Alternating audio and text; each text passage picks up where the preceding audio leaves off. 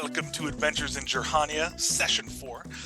Today, due to real life stuff, it is just the three of us playing, and so I'll lay out how the session's going to work. But just a quick recap. The group has left Haven Hearth. You're heading for the Mound of Mol'Karrian. You have traveled for 3 days. It is now the morning of the 4th day. You're about 2 days out from the Mound of Mol'Karrian, but you guys have been looking at the maps that you found on the Islanders' ship before you left Haven Hearth, and it looks like underneath the Mound of Mol'Karrian, which is shrouded in mystery, but the Islanders had some maps that might show what it's like on the inside.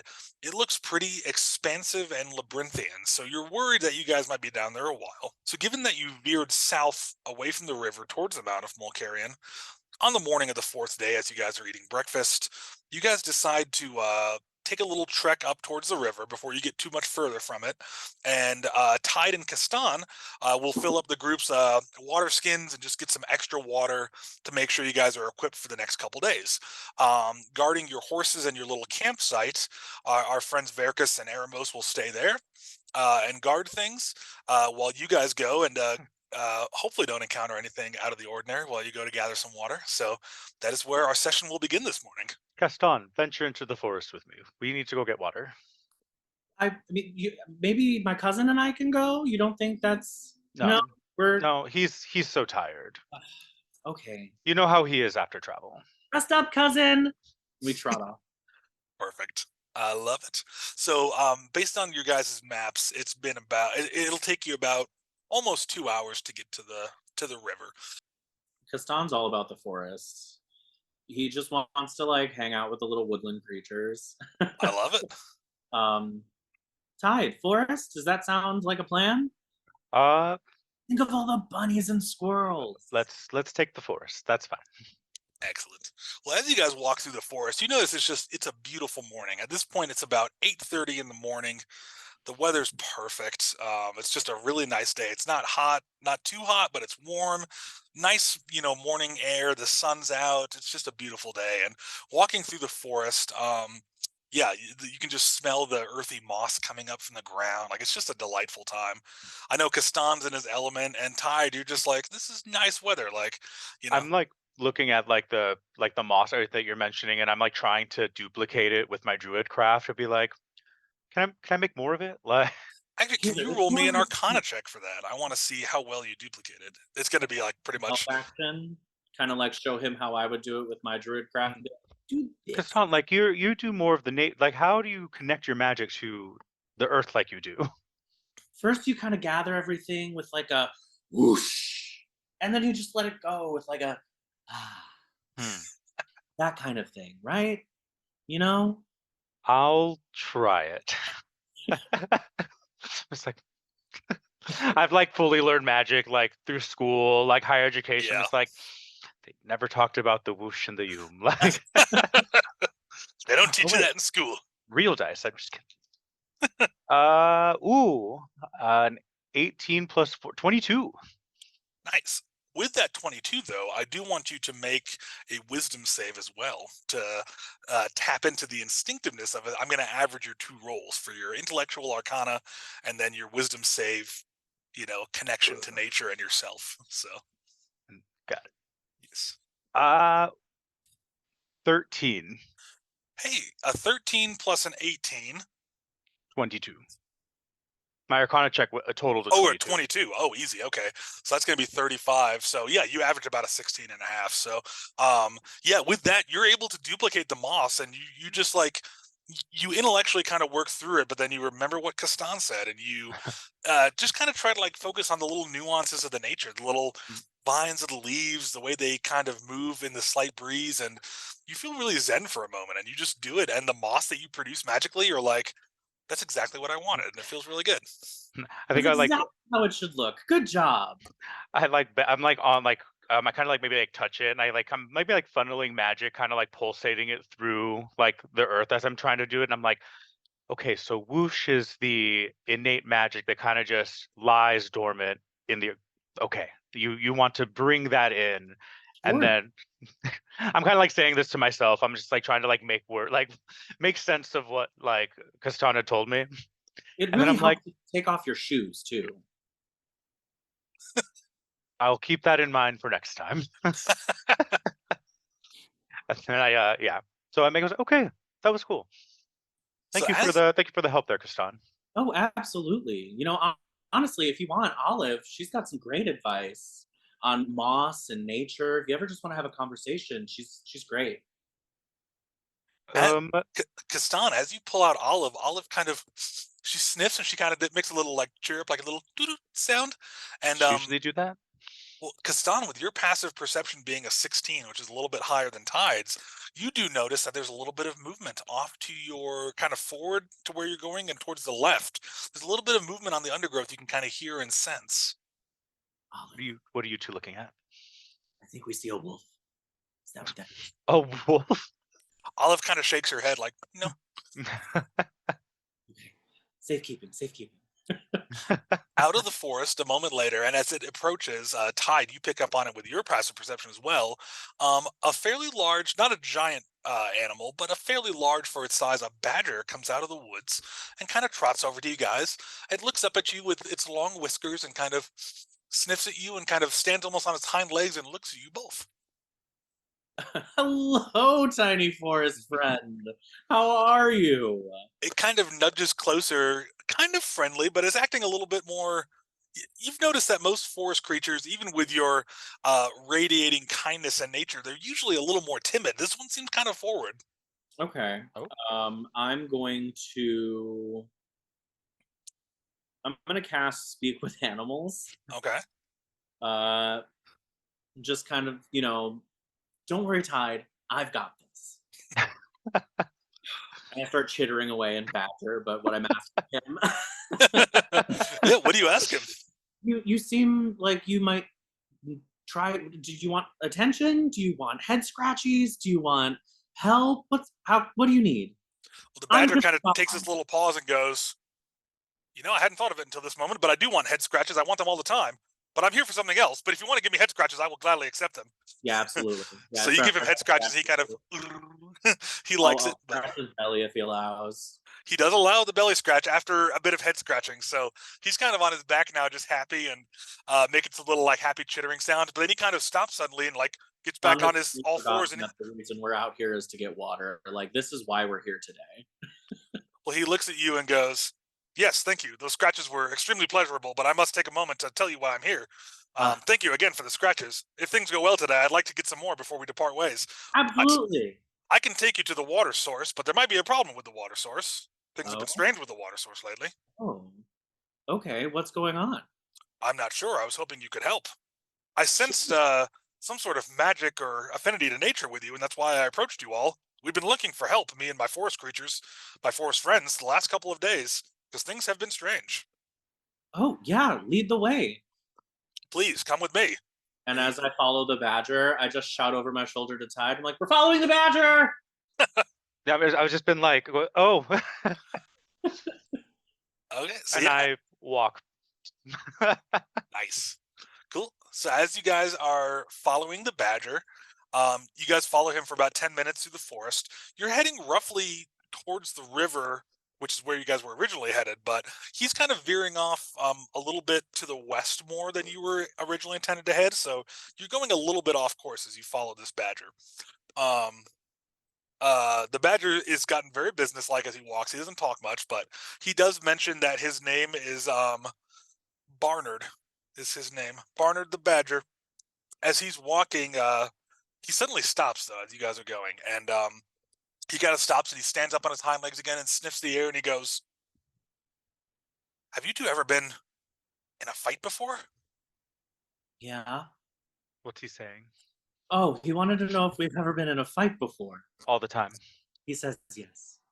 He goes, well, I think something's coming and I need to hide, so let's be careful. And oh, okay, he hops in your shirt. He's kind of bulky, so it's a little uncomfortable for you, but you're able to hold him. Giant pot belly now.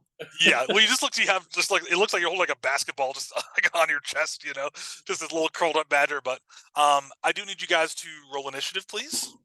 I just rolled to see if Olive was happy about this. She got a 12 plus whatever you want her to add. So for happiness about a friend. Yeah. I She's think got a -3 to charisma if you want to add that, so it's a 9. a -3 to charisma. So So rude. Olive, It's so however cute. you want to play it, I'd say that she's trying to be friendly with the badger, but she starts asking too many questions, and the badger's trying to pay attention to see how the fight goes down. So he gets a little bit badgered and bothered by it. So Does he feel badgered? he does. Do we have time to hide, maybe? Let me roll the initiative for what you're about to encounter, and I will let you know momentarily. Okay. With your passive perception, you notice that further in the forest, you do hear movement of some kind, and it sounds like it's between 2 to 4 semi-large creatures moving towards you. You're not exactly sure based on the number of feet you're hearing, but it sounds like multiple, but not a massive group. And they're about 20 feet, 120 feet away from you, but they're moving very quick. So you do have like one kind of free round to hide and prep something, which, in combat, technically like one round is like 6 seconds. So you have about like 6 to 10 seconds to hide or take a stance or prep something, whatever you guys want to do. So, Tide, you can state what you do first, and then Castan will go next, since that's the initiative order for you guys. So we're just like on a path in a forest kind of thing. Yeah, it's not really a path. It's just kind of like a natural. The trees are slightly Okay. less dense here, so it makes sense to travel that way. But it's not like a beaten path or anything. You're pretty off the grid. So Okay. I think I want to get eyes on what this is. Can we see like the sky above us, or is it trees? um, you can see a little bit of sky here and there, but it's mostly trees. Like, it's not super dense forest, but it's forest. So Okay. and So I it's like uh it's not fall, but some of the leaves are just kind of a little bit yellowed, and then most of them are like light greens. It's a very pleasant forest. Very okay. nice lighting. Yeah. So I will kind of like position myself to hide behind a tree, but then I will use my day use to find familiar to make an owl, Nice. so that I can get a good look from above. Cool. It's my action to summon it right now, though, so I can do my check for it later. Perfect. Yeah. As a free action at the start of your like first proper turn in combat, I figure like in this turn you summon the owl and it starts to fly. So at the Yeah. start of your next turn, you'll be able to roll a perception with it and get some intel from that. So Yep. I think with these things heading toward us and being about 120 feet away, my first instinct is going to be to maybe hide in the underbrush of the forest and maybe like druid craft over myself, just kind of like a way to camouflage a bit.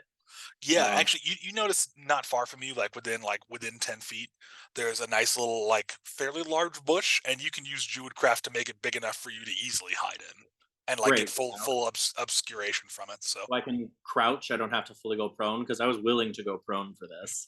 no, actually, with your Druidcraft helping, because if you went prone in there, you'd be hidden. But with Druidcraft, you can crouch, not have to go prone, and you'll be fully obscured. So Great, yeah, because I don't think I have time to like climb a tree and get in the branches. So I'm gonna hide in this bush. yeah, especially with the badger on your chest, that'd be pretty difficult. So yeah, Ideally, like it's kind of on the opposite side of the not clearing, but opposite side of like where we're preparing and yeah. Tide is. Tide's behind the tree over here. I'm in the bush over here. So you'll get like, again, you're fully obscured, so it probably won't even come into play, but you'll have like partial cover, whereas Tide has like full cover from being behind a thick tree. So yeah, you guys are both in pretty advantageous positions. So Yeah. um While I have speak with animals going, I'll pull Olive out and I'll ask her if like Olive, what do you think this is? And she'll start like sniffing at the air. Um, and that's where I'm at. well then, Castan, at the start of your next turn, kind of like how Tide is at the start of his turn going to use the owl to gain some intel, Olive will give you something before your turn begins in earnest. Okay. So now we're dropping into the proper combat. So Tide, you'll be going first, and can you roll a perception for your owl? And I believe we discussed this last session, where you can either use your owl's eyes for its perception skill, or your own, since you're looking through it magically, whichever is higher. Yeah, I believe it's the owls. Do they That would have? that would make sense that an owl would have keen perception. So Yeah, yeah, I'd say that. I think I. Oh, perfect. I do have it in my character channel. Yeah, it has a +3, and I have a +2. Perfect. All right. 15. Nice. Okay, so with a 15, looking through the again fairly dense like tree forest. I forget there's a term for like the foliage roof. Anyway, um, Foliage roof. the foliage roof. Yes, but yeah, looking throughout, your owl can see that there are two creatures headed towards you. They're not quite humanoid size, but they're like close to it. They look like they're between 4 and 5 feet tall, and they're kind of thin, and they have weird limbs from this angle that the owl can see. But they're moving towards you at a very fast pace. You estimate their speed to be between 40 and 60 feet per round in like D&D terms. So they're probably going to be on you guys within this round, or like by the end of this round, you know what I mean? So they're moving pretty swiftly. And you see though that there are only two of them, which is nice. So that's what you see. And then And you have full action, bonus action movement now that you've deduced that. and they're just running through the forest. They're not like rampaging kind of. They're coming directly towards you actually, and they're kind of like, they're in some of the places where the trees are a little more dense, they're kind of winding around, but they're pretty much, it They're seems like like they know where you are, they're and like they're heading beelining towards you. towards us. Exactly. Okay. Um. These things can probably, I don't know, maybe they can smell us or something. Potentially. So I'm going to, seeing that they're beeline to us and they have no other way of knowing where we are, I'm going to try druid crafting some of that moss that we found earlier Yeah. to like mask my scent. Okay. Um, so I'm just kind of like cover like myself in it in patches. And Druidcraft is a cantrip for you, right? It is. Good. Okay. Yeah, so you're able to replicate the moss you made earlier, and you don't have to roll for this, just being the intellectual magic user that you are, you would be able to slightly accentuate the like mustiness of the moss to even further obscure your scent and your position. hmm Cool. And then having done that, I will go 30 feet like in an opposite direction, like in some like just kind of like diagonally in another direction. So they kind of like hopefully that masks me for a bit. And I kind of just like whisper out, I'm just like, they might be able to track us through smell to see if Castan can hear me, and then I will hide somewhere else. You guys are close enough, and even though they're moving fast, they're still far enough away that you could say that just loud enough for Castan to hear, without further alerting them to your location. So, Castan, you do hear Tide say that they might be smelling your location. Okay. And then my owl will fly down and like kind of perch itself on like a tree that's kind of still high up, but like in that kind of area that we're in. Perfect. Well, that is an excellent turn. I've marked down that you've moved 30 feet further from the approaching creatures. You have your owl on Overwatch, so you are good to go, and you are obscured in moss, which is great. Sue, the creatures that are approaching, one of them, it's their turn next. They're going to use the dash action. They run up and get within 20 feet of Castan and 50 feet of Tide. You can see now that it is actually, let me find a picture online of what this thing looks like. Give me a second here. So it looks kind of like one of these, but even bigger and nastier looking. It's a giant creepy bird. Bird thing. Like a giant bird, like not quite an emu, more like a shoebill, but like emu size. So like pretty hefty. It has long, weird little like bird legs, and it has wings, but that beak looks real sharp and nasty. And the way this thing is moving is just real aggressive and angry. So one of the two gets within 20 feet of Castan, 50 feet of Tide, and it's still running towards you guys, but it seems to hesitate a little bit, like it's kind of lost your scent. Castan, it is now your turn. Okay. I'm still in this bush. Olive, real quick, you mentioned Olive last turn is going to give you something. So Olive kind of whispers to you, because you can like kind of are always communicating with Olive verbally to some extent, right? Yeah. Yeah. She kind of tells you there's two of them, and she says their smell and hearing is really strong. And then she kind of like goes and hides in your pocket. Perfect. Okay. Their smell and hearing is really strong. Okay, we kind of know that these things are aggressive. They're kind of coming after us. The Badger did ask if we were combat ready. Bernard had asked if Yes. we ever experienced combat, so it makes sense that these things are aggressive. You also So feel as this thing approaches, because Bernard was kind of popping his head up and looking. He kind of gets back in your thing and is he's shaking a little bit. He's nervous. So okay, okay. I'll just be like, Olive, Bernard, it's okay. We'll be okay. And I will cast Fairy Fire nice. centered on the two birds, a 20-foot cube that would be outlined in, I'm gonna say, a geranium pink light. Nice. I like it. But that second bird it fell a little bit behind the other one just due to the order of initiative. So you would only be able to hit shoe bill number 1 with that fairy fire spell. Until they get closer together, maybe next round you could wait to cast it, or I don't know. It's kind of just the way they rolled initiative. It goes Tide, the first bird, you, second bird, and that's the order of initiative. So okay, so right now I've got eyes on bird number 1. correct. And by the way, during this, if you want Bernard or Olive to take an action, I'm just going to tie their initiative to yours, Castan. So that sounds good. So then instead of Fairy Fire, because I want to wait until they're maybe a bit closer, I'm going to use one of the free uses of my Guiding Bolt nice. on bird number 1. Cool. Or I guess the bird that I can see that's 15 feet away. Oops. Well, I rolled that in the app, unfortunately, but I got a 23 to hit. Well, that absolutely hits. And so it's going to take 4d6 radiant damage. And then the next attack roll made against it before the end of your next turn has advantage since you lit it up. So that is a glorious amount of damage. 17 damage, radiant damage. 17? Yeah, I rolled a 6, a 5, a 4, and a 2.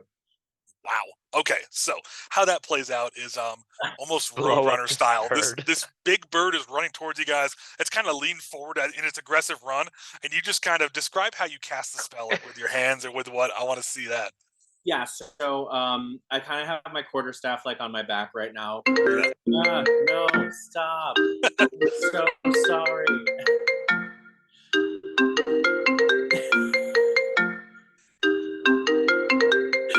Is that the sound you make when you cast the spell? You got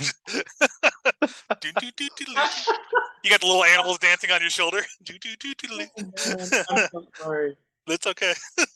So I go to pull out my star map. I'm like, no, that's Olive. Damn. Hand me that. Just perfect. Thank you. And so I kind of just like focus for a second and channel the energy into my starry map. Yes. And then it's literally just going to launch from my starry map. Unfortunately, that does mean that my position is given away from my bush. It's just like a bolt coming out of a bush. So keep in mind this. So that second bird that's further away, it is going to be alerted to your position by firing that. But the first bird, you hit it so hard that it does not register. Like it's just running aggressively, and then you just hit it and just boom. It falls to the ground and like thrashes. It's still alive, but you hurt it bad. Yeah, it takes that hit and it's like barely standing. Like it's prone on the ground. I'm adding for flavor because you hit it so hard. You knocked down such a large percentage of its HP that it is prone. And so we'll start its next turn prone. And do I happen to know which direction Tide like went in? Yeah, you would have been able to see that he is kind of like back and to your left is how I pictured it. And he's about 30 feet diagonally like behind you. Great. I'm going to face step 30 feet next to him. Perfect. I dig it. That was really cool. That thing is terrifying. Those beaks are so sharp. We don't want to go near them. But if you wanted to hit that one, it's still kind of glowing a little bit. Maybe. Got it. And then as you face step back, Badger goes, "Whoa, how'd you do that?" Or sorry, Barnard, the Badger. Barnard, we don't have time for this. We'll explain later. And all that really happened was like the bush just kind of shrunk back down, and I just kind of shrunk with it, and then I grew out of another bush next to Tide. I love it. It just kind of show up like, we did it. I love it. Well, Castan, that was an excellent turn. The second bird is going to run towards your previous position, looking for where you cast the bolt. It's going to get within about 20 feet also. It uses the dash action. It kind of runs just past its fallen companion and looks at that bush where you cast the spell, but now that the bush is shrunken, it looks kind of confused. It kind of stands there on its two legs, kind of like moving its head in a bird-like way, like. And so, Tide, it is now your turn. You are 50 feet from both of these large menacing birds. One is prone and very badly injured, but you would get advantage on attacking that due to the guiding bolt from Castan. And the other bird that's upright is equidistant, but looks to be in full health. So, if I use my familiar to kind of swoop in and like distract it, can I get advantage on a ranged spell attack? absolutely. Cool. Yeah, these things are terrifying. Your cousin would, I don't know if he would have fared well against these menacing birds. My cousin would have done great. He definitely would have told the story. He could have taken both of these birds single-handedly. Next time, okay, bet. So then my owl will like from its branch swoop kind of like behind and around like its head and then swoop out of the way. Cool. And then I will also cast Guiding Bolt. Nice. So So that'll be a ranged spell attack, and you get advantage. And these birds are, like I said, they're fairly bulky for birds, so their AC is pretty low. 19 to hit. Absolutely hits. So like, I'm like, can I borrow that? And I kind of like put magic around his like star map, and I kind of like try to copy what he did. And then I like put it into my hand to feel for like what kind of like energy. Yeah. I like pulled. I was like, okay, and then I just shoot it at this bird. Nice. And then that's 4d6s. Correct. Is this the same bird or another bird? The new he's bird. going for the upright bird. Yeah, the one that's at full health currently, about not to be, but 11 damage. nice. So you hit it. It staggers back but doesn't fall to its feet.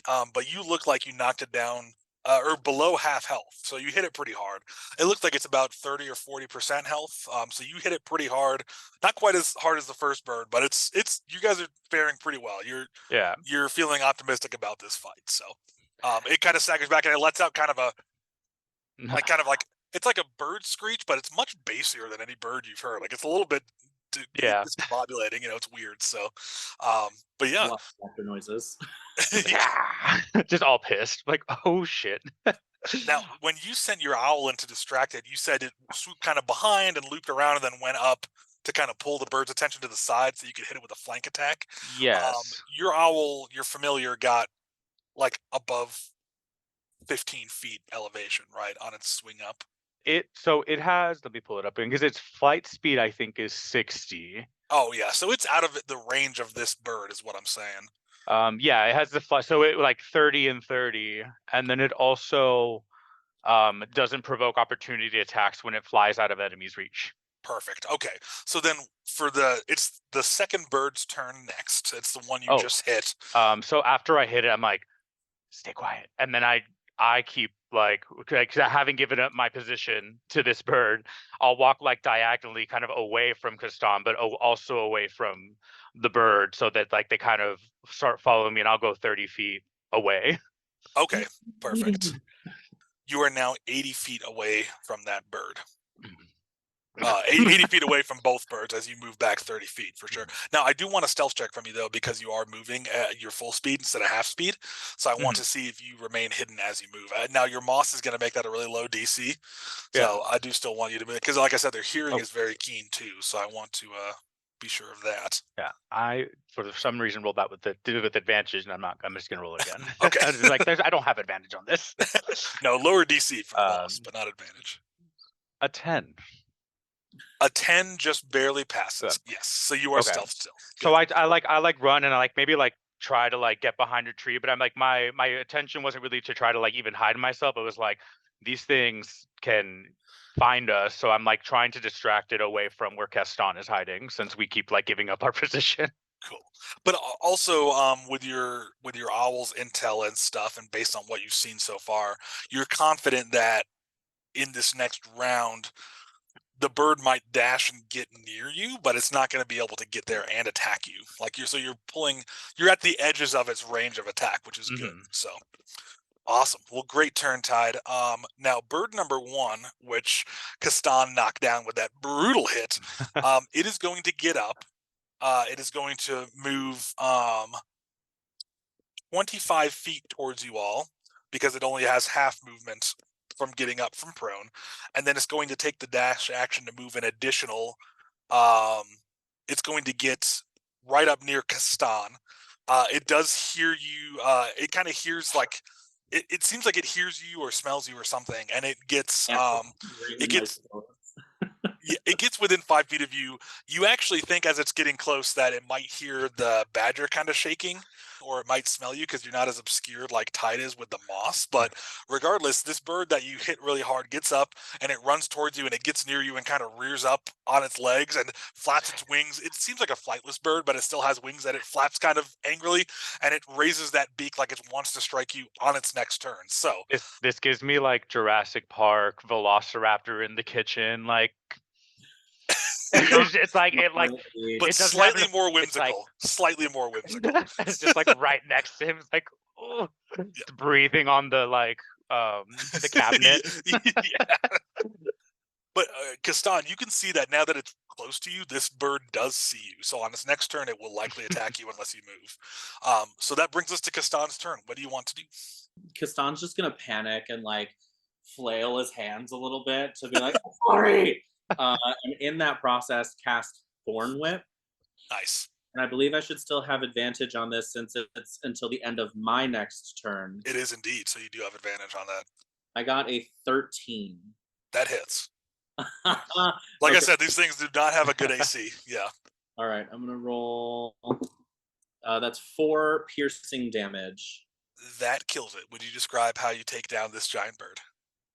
So as I'm kind of like, I'm sorry, like a vine kind of grows up out of the ground and like wraps itself around the bird, and then just kind of like how Thor or Loki gets like whacked around by Hulk in the Avengers. Yes. So literally just like Thorn Whip wrapped around, wham. It was. I love that. It was hurt enough from your guiding bolt that first slap, you could tell it goes limp and it's dead. And then I figure your Thorn Whip will whip it around 1 or 2 more times just to be safe. But yeah, it's done. Panic, absolutely, because my cousin's not here to protect me, so I'm a little more nervous than normal. And so as I like murder this bird, I'm like, I'm so sorry. I'm trying to get away, but and I just run. As you start running, Badger's going to nuzzle up against you and go, "Great job. Those things are vicious. Don't feel bad." And he's gonna go back down in your shirt. Thanks, Bernard. We gotta go. And so without any kind of thought of strategy or anything, like not thinking that Tide's trying to be strategic about this at all, Castan is like just sprinting toward like the 30 feet he can toward where Tide went. He's like, "Don't leave me." Castan, since you're kind of panicking, I would like you to roll an athletics check for me as a free action. I'm moving you 30 feet back after you took your action with Thorn Whip. If you roll at certain increments of good athletics check, I'll give you a few extra feet just to get a little bit. I rolled a 19 and I added nothing to athletics. So that's awesome. In your panic state, you can actually run up to an additional 19 feet if you want. So that would take you past Tide, or do you want to just get next to him? It's up to you. No, I think I would get next to him. Cool. And just kind of mildly sob loudly. Like, I'm like hiding on you. I'm just like, well, Tide, we're in danger. You did fantastic. It's gonna be okay. Awesome. So yeah, so that's a great turn, Castan. I love it.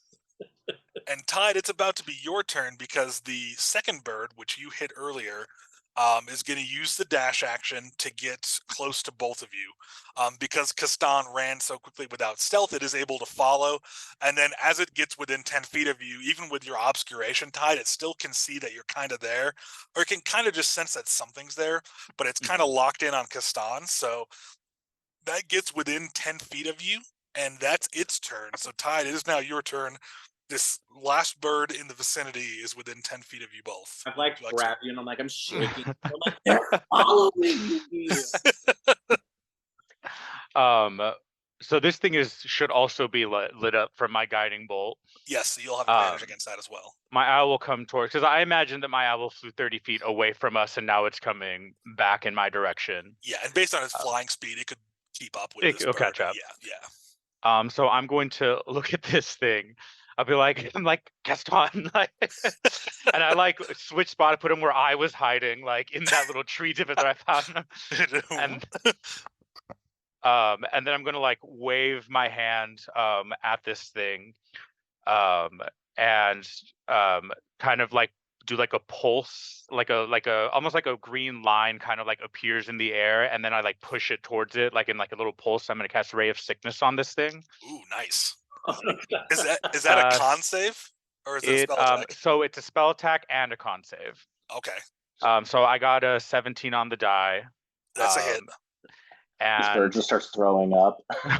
Well, it's a con save. My DC is 14. It fails. They rolled a 12. Perfect. So it fails. It has so it's under the poison condition until the end of my next turn. So a disadvantage on attacks and ability checks. Okay. And does that then my damage? Okay, yeah, let me know what the damage is. I'm pulling out the poison condition so I can reference it. 11 I do the poison. same thing. 11 poison damage. Okay, so what happens here is that you cast Ray of Sickness on the bird, your little green line hits it, and it kind of staggers back for a second, and it cocks its head to the side and looks at you, and then it kind of opens its beak, and like it looks like it's trying to vomit, and then it just kind of like shrivels up and just keels over, and it's dead. Yeah. Okay. It had 8 HP left, so you kill it. So I was like, if this thing's gonna attack us this turn, like I hope it's gonna have to roll these at disadvantage because my AC is 13. Yep. Tide, we live. We did. I'm just like, I told you it was gonna be fine. You did so good. So Bernard the Badger kind of looks out of Castan's shirt and sees the two defeated birds, and he kind of like leaps out and like lands on the ground and goes, "Wow, you guys are great in a fight. That was amazing." Thank you. That's right. Whatever you said. He looks at you, goes, and says, he kind of stands on his hind legs and goes, he points to the birds and goes, "That's part of the weirdness I was telling you about. Someone released these angry giant birds in our ecosystem, and they've been attacking me and my friends, and they've been hunting just for no reason, and they've been hunting so effectively they've killed some animals and not even eaten them. Like, it's a disaster. We need help. Something's going on in these woods, and we need help." So these birds aren't from here? No, we've never seen birds like this. Aren't from here. I know that me and my kind, well, we live long for badgers, but my grandfather and my grandmother and my great-grandmother and my great-great-grandfather, they've never seen birds like this. And even some of our raven friends who live very long, they've never seen birds like this either. It's very weird. These birds aren't from here. Someone released them here, and they've been attacking the local wildlife, but not for fun, or not for food, but for fun. That could really disrupt things around here. Castan is going to gather up the two spoonbill-looking birds, and like just by their feet tie them to his belt. They're going to be for dinner, maybe for later. They're big enough that if you make any athletics checks or dex saves while you're carrying those two birds, it's actually going to give you a -4 to those checks because they're pretty hefty. So you could take their beaks or maybe harvest some meat off of them and take some time to do that. But they're big. I mean, these things weigh they're about 4 to 5 feet, and they're kind of bulky. So I'd say they weigh about at least 80 pounds each. So Castan, leave these here. Okay, they're probably about as big as a saddle-billed stork. So I'll just take like meat from them. Cool. And take the wing and the leg. Okay, if that's what you want. And I just take whatever meat that Tide wants from one, and then I take like good meat from the other one, and I put it in my pack. Just to see how efficient you are with this process, can you roll me a nature or survival check, whichever's higher, please? I'll give you a guidance because that's probably all I'm good for in this situation. I'm gonna do cannot a give you the help survival action. check, and then your guidance is a D4. Yeah. That's a 1, so I got a total of 21. Oh, with a 21. So you very efficiently and expertly harvest some meat off these birds, and you put them in a little satchel. It's actually enough to be like, you feed you and Eremos and Veracus for like a couple days. It's actually, you actually harvest quite a bit of meat from these. And you also, as you're going with the 21, you kind of inspect the meat as you're harvesting it very efficiently, and you realize that it doesn't look putrid or cursed or anything. I mean, there are a few parts of the meat from the one that Tide killed with Ray of Sickness that you avoid. There's a few parts where you're like, not that piece. I don't want that part. Yeah, you're able to get a lot of good meat off these, and you're also able to get the beaks, which they're sharp enough that you might be able to sell them or possibly use them to craft some kind of weapon. So you get the beaks, you get the talons from their feet, and then you get a lot of meat from them, and their feathers are pretty unexceptional, so you leave those. But with the 21, that's everything you garner from them. So I'll clean him up with prestidigitation. Just any perfect. extra blood. Yeah, with the 21, Thanks. he It's was just pretty like Grandma efficient. used to do. Grandma taught me how to skin and harvest, meat from things, and And then then she'd she used always magic clean to me up clean with blood off magic. your hands. Yeah, there you go. I love it. Awesome. Well, Bernard the Badger looks at you guys and goes, "Wow, you guys move really quick. Are you like superheroes?" I mean, we're just not badgers, I think is the thing. No offense, but you're not really meant to be a predator. He goes, "That makes sense. I get that. I I like turned to to just." Tide. He called us superheroes. Oh, no. Bernard goes, "You're right. I'm not a predator. I eat insects sometimes, but I really prefer fruit and honey. And yeah. Anyway, let's keep going. I want to try to figure out where the source of this strangeness is coming from, so you can help me and my friends." And then Absolutely. he keeps kind of trotting through the woods now, but he's a little more on edge after this attack. He's looking around and kind of like, as he's moving, he'll go behind a tree and look around and then be like, "Okay, we're good," and then keep going. So Can we say that I did take maybe a couple feathers from one of the birds to like fashion like a little hammock for Olive inside my pocket? absolutely, I love it. Yes.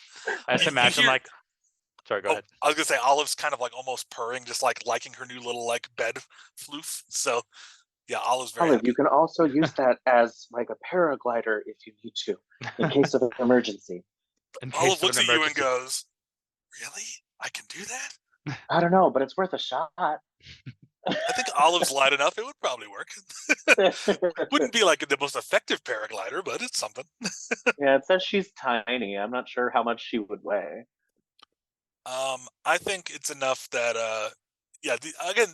These feathers, like I said, are unremarkable in terms of like color and consistency, but it was a pretty big bird. So I think a couple of those feathers tied together with little tiny things, it would make it so she could fall from a pretty far height and not take damage. So that's cool.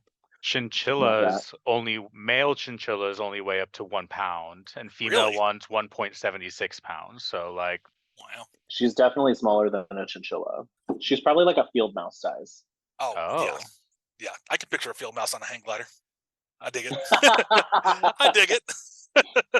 Bernard, can you show us the way to wherever it was that you were trying to show us originally, or were you just luring us into this forest to be attacked by birds?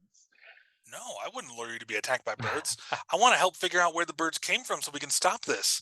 And besides the Maybe, birds attacking people, like I said, the water's been strange. Some of my friends who have drank from the river have gotten sick, and some of the fish are acting weird. We definitely. do you know a fish named Jish? I don't know a fish named Jish. I can't Who talk to doesn't know fish. Jish? One of my friends had a fish he used to feed, and the fish came around, and he named the fish. He named the fish Nilian, but I haven't. I, Million. I don't know if the fish identified with that name because I can't speak to fish, but that's cool. You have a friend named Jish who's a fish. Let's keep going. That's fair. That's fair. We're gonna continue following the badger. okay.